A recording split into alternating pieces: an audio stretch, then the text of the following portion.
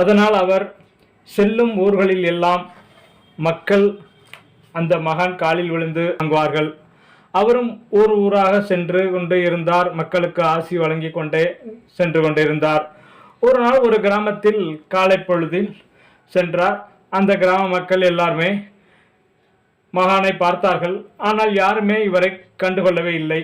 காலில் விழுந்து ஆசி வாங்கவும் இல்லை. மக்கள் எல்லோரும் விவசாய பணிகள் மும்மரமாக நடைபெற்ற காலம் ஆதலால் அவர்கள் வயல்களுக்கும் காடுகளுக்கும் மண்வெட்டி கலப்பை என சுமந்து கொண்டு அவரவர் வேலைகளை பார்க்க சென்று கொண்டே இருந்தார்கள். மகானை யாரும் கண்டுகொள்ளவே இல்லை. மகான் யோசிக்கலானார். கடும் கோபம் கண்டார். ஏன் நம்மை யாரும் வணங்கவில்லை என யோசித்தார். அந்த கிராமத்தில் நன்கு மழை பெய்து விவசாயம் சிறப்பாக இருந்தபடியால் அவரவர் வேலைகளை பார்த்து கொண்டு யார் தயவுமின்றி